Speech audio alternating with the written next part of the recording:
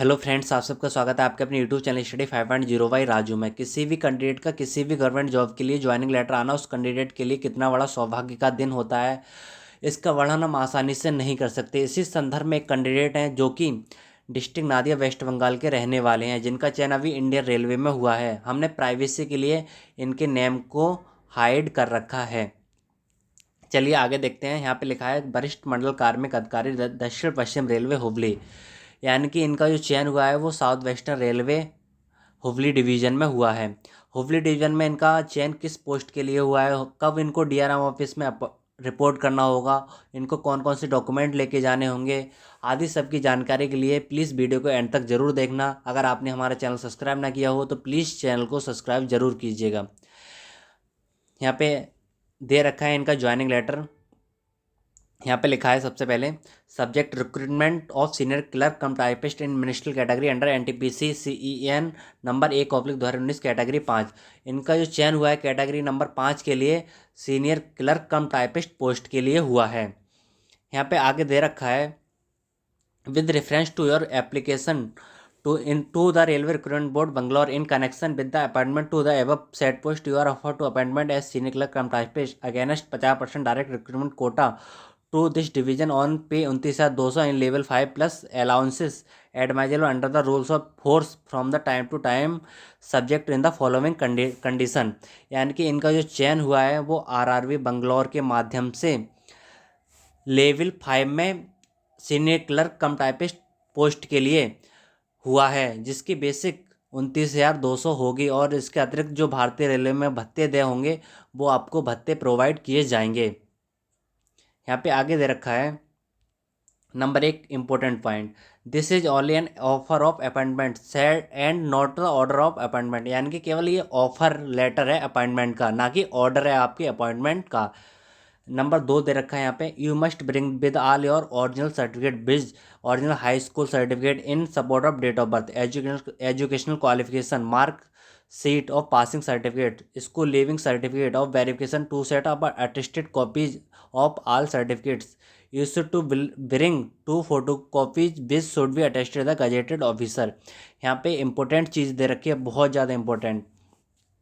कि यानी कि आपको अपनी डेट ऑफ बर्थ प्रूफ के लिए आपको अपनी ओरिजिनल हाई स्कूल की मार्कशीट ले जानी होगी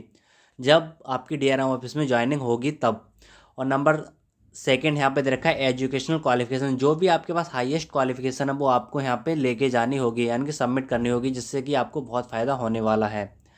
यहाँ पे आगे दे रखा है पासिंग सर्टिफिकेट, आपके पास जितने भी पासिंग सर्टिफिकेट है वो वहाँ पे लेके जाने पड़ेंगे। स्कूल लिविंग सर्टिफिकेट, यानी कि आपको जो टीसी होती है ना, ट्रांसफ़र सर्टिफिकेट, स्कूल लीव करते हैं तो वो आपको लेके जाना यहाँ पे कंपलसरी है। For verification two seat attested copy of all certificate, यानी कि सभी जितने भी डॉक्यूमेंट हैं, चाहे आपको ओबीसी का सर्टिफिकेट हो और मार्कशीट हो, जो भी सर्टिफिकेट हो, सबकी दो दो कॉपी सेल्फ अटेस्टेड करके वहाँ पे लेके जानी होंगी। और यहाँ पे नंबर 2 बहुत ज़्यादा इंपॉर्टेंट बात, कि आपको जो कॉपीज़ हैं वो आपकी गजेटेड ऑफिसर से अटेस्टेड होनी चाहिए। नंबर 3 पॉइंट में यहाँ पे दे रखा है, if you belong to schedule caste tribe OBC community you will have to produce the original certificate in prescribed proforma copy enclose issued by district magistrate additional magistrate collector deputy commissioner divisional sub divisional magistrate. You should also bring 6 recent photograph size photograph. यानी कि आपको, मैंने अभी ये पहले भी बताया था कि आपको ओरिजिनल कास्ट सर्टिफिकेट लेके जाना होगा, चाहे आप ओबीसी से बिलोंग करते हो, चाहे एससी से बिलोंग करते हो, चाहे आप एसटी से बिलोंग करते हो, और वो भी आपके जो ज़िले का जो अधिकारी है उससे बना होना चाहिए, यानी कि उसके द्वारा हस्ताक्षरित होना कंपलसरी है। और नंबर सेकंड इसमें दे रखा है पॉइंट, कि आपको न्यू रिसेंट, यानी कि नए हाल ही के 2 यानी कि 6 फोटो अपने पासपोर्ट साइज में लेके जाने होंगे। नंबर 4 पॉइंट यहाँ पे दे रखा है, you are required to procedure character certificate from the authorities of gazetted officer further head to educational institute last attended the duly attested by the first class executive magistrate district magistrate sub district magistrate. A copy of proforma is enclose in case you are already employed the similar certificate from the employer is to be produced. यानी कि आपको अपनी district के किसी भी gazetted officer से 2 character certificate आपको लेके जाने होंगे और एक करेक्टर सर्टिफिकेट आपको अपने स्कूल के प्रिंसिपल से अटेस्टेड करवा के लेके जाना होगा। यानी कि आपको एक करेक्टर सर्टिफिकेट का परफॉर्मा होगा, उसमें 2 फॉर्म दे रखे होंगे, एक तो आपके लास्ट जहाँ से आपने शिक्षा प्राप्त की है उससे अटेस्टेड, और एक दूसरा किसी भी अधिकारी से अटेस्टेड होना कंपलसरी है। नंबर 5 यहाँ पे इम्पोर्टेंट बात दे रखी है, इंपॉर्टेंट पॉइंट है, you will have pass the necessary medical examination before your appointment, you will have to pay 28 रुपये टूवर्ड्स मेडिकल एग्जामिनेशन फी। यानी कि आपको डीवी के बाद जो आपकी मेडिकल की प्रक्रिया होने वाली है उसमें आपको 28 रुपये पे करने पड़ेंगे, मेडिकल का चार्ज जो है वो आपको वहाँ पे देना पड़ेगा। यहाँ पे दे रखा है number 6 point, your appointment will be provision for a period of 2 years, यानी कि आपका जो अपॉइंटमेंट होगा वो उसका फर्स्ट 2 साल यानी कि फर्स्ट 2 ईयर प्रोविजन पीरियड माने जाएंगे, यानी कि आपको बिल्कुल परमानेंट नहीं माना जाएगा, यानी कि उसको प्रोविजन पीरियड में काउंट किया जाएगा। नंबर 7 यहाँ पे पॉइंट दे रखा है,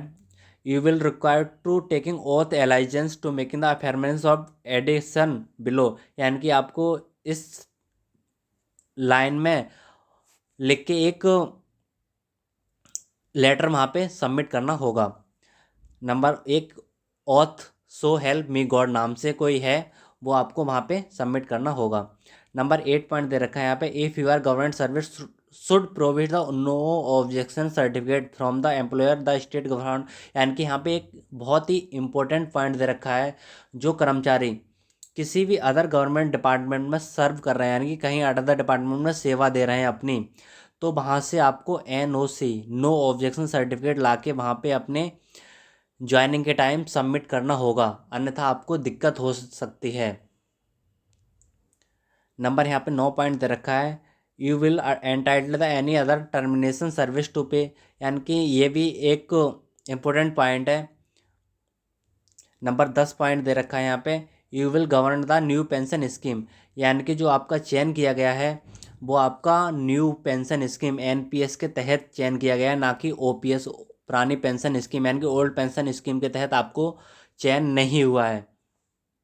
और जो आपका NPS कटेगा वो कटेगा आपका बेसिक प्लस DA का 10%, यानी कि बेसिक प्लस डी का आपका जो भी 10% बनेगा वो NPS में काउंट किया जाएगा, NPS में काट लिया जाएगा। यहाँ पे आगे दे रखा है number 11 point, you will not eligible the any pension any benefit under the state railway provident fund gratuity, यानी कि आपको NPS के अलावा किसी भी बेनिफिट यानी कि कोई और बेनिफिट जो यानी कि PF होता है या ग्रेजुएटी होती है वो उसके लिए आप हकदार नहीं होंगे। यहाँ पे नंबर 12 पॉइंट दे रखा है, you will response the charge of government property namely good the store of all property and interested of you, यानी कि आप जो भी पद संभालने जा रहे हैं उसके गवर्नमेंट प्रॉपर्टी और गुड्स जो भी सामान है उसके आप जिम्मेदार होंगे, यानी कि पूरी तरीके से आपकी जिम्मेदारी होगी। नंबर 13 पॉइंट ध्यान रखा है, you will confirm the rule of regulation applicable your appointment, यानी कि आपको सारे रूलों की जानकारी भी होना कंपलसरी है। Number 14, you must prepare the serve anywhere in the south western railway, यानी कि आपको तैयार रहना चाहिए, तैयार रहना होगा कि आपको SWR साउथ वेस्टर्न रेलवे की किसी भी जोन में यानी कि किसी भी जगह सेवा करने के लिए भेजा जा सकता है। Number 15 point, you should furnish the declaration regarding the pillar merit required the railway board letter number इतने इतने के तहत आपको वहाँ पे मेरिट सर्टिफिकेट सबमिट करना होगा।